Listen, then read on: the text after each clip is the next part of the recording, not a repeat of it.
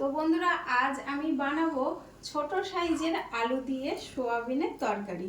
তো তার জন্য কিছুটা পরিমাণ কুচো আলু নিয়েছিলাম, আর একটা বাটিতে গরম জলের মধ্যে লবণ আর হলুদ দিয়ে সোয়াবিনটাকে আমি ভিজিয়ে রেখেছি। আর এইদিকে বড় সাইজের টমেটো নিয়েছিলাম, কিছুটা লঙ্কা, শুকনো লঙ্কা, কিছুটা কাঁচা ঝাল, আর এটা আদা।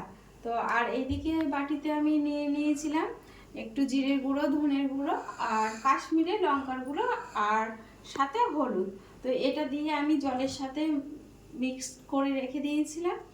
তো এটা সোয়াবিনটা বানানোর জন্য এই মশলাটা তো আমি রেডি করে নিলাম। তো নিরামিষ সোয়াবিনটা বানানোর জন্য যে কুচো আলুটা আমি নিয়েছিলাম সেটাকে কিন্তু আমি ভালো করে সিদ্ধ করে নিয়ে হাত দিয়ে আমি এটাকে ছাড়িয়ে পরিষ্কার করে নিয়েছি। আর এদিকে তো আমার মশলা রেডি। একটা কড়াইতে আমি পরিমাণ মতো সর্ষের তেল দিয়েছি। এবার আমি সোয়াবিনটা ভেজে নেব। এবার আমি সোয়াবিনটা বেশ একটু ভালো করে ভেজে নিলাম। সোয়াবিনের যে গন্ধটা যত সময় আসবে তত সময় ভেজে নেব, বেশি ভাজবো না, সোয়াবিনটা আবার শক্ত হয়ে যাবে। সর্ষের তেল দিয়ে দিলাম পরিমাণ মতো। এবার এই তেলের মধ্যে কটা পাঁচফোড়ন আর একটা শুকনো লঙ্কা দিয়ে দিলাম। এইবার এই তেলের মধ্যে দিয়ে দেব মিক্সিং বোলে আমি করেছিলাম টমেটো, আদা, লঙ্কার পেস্ট। তো এটাকে এবার আমি দিয়ে দেব। এবার মশলাটাকে আমার বেশ অনেকটা টাইম, কিন্তু মশলার থেকে তেল বার না হওয়া পর্যন্ত মশলাটা আমি নেড়ে নিই। এবার দেখুন মশলার থেকে কত সুন্দর একটা সাইড থেকে তেল বেরিয়ে এসছে। এবার জিরের গুঁড়ো, যেটাকে আমি জলে মিক্স করে রেখেছিলাম, সেই মশলাটা এবার আমি মশলাটা অ্যাড করলাম। মশলা দিয়ে মশলা ধোয়া যে জলটা সেটাকেও আমি দিয়ে দিলাম। এবার আবার কিন্তু মশলার থেকে তেল বেরিয়ে যত সময় না আসবে তত সময় আমি নাড়তে থাকবো। তো সোয়াবিনের মধ্যে ধনেপাতা অ্যাড করব। তো কটা ধনেপাতা নিতে এলাম, দেশি ধনেপাতা।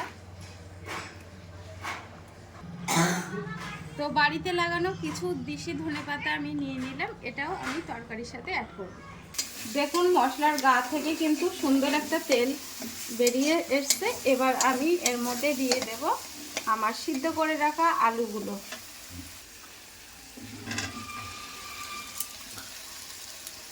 তো আলুগুলো দিয়ে দিলাম। এবার আমি সয়াবিনগুলো অ্যাড করব।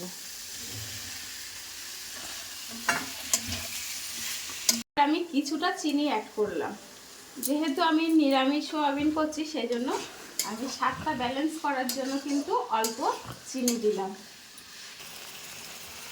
এবার এর মধ্যে আমি অ্যাড করব গরম জল। অল্পই দেব, যেহেতু আমার আলু সিদ্ধ আছে, সোয়াবিনটাও আমার সিদ্ধ। পরিমাণ মতো অল্প জল দিলাম।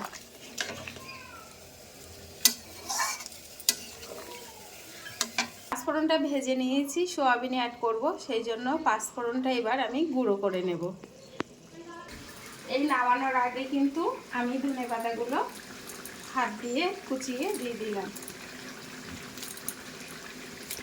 তো আমার তুলে আনা ধনেপাতাগুলো আমি অ্যাড করলাম। নামানোর আগে আমি যে পাঁচফোড়নটা ভেজে গুঁড়ো করে নিলাম সেটাকেও আমি অ্যাড করে দিলাম। এবার আমার হয়ে গেছে সোয়াবিনের তরকারি, এটাকে এবার নামিয়ে নেব।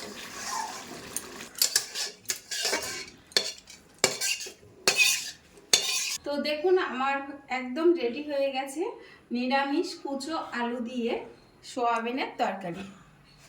তো আপনাদের কেমন লাগলো অবশ্যই জানিয়ে যাবেন, আর পারলে এমন করে একদিন রান্না করে খেয়ে দেখুন, অবশ্যই আপনাদেরকে ভালো লাগবে।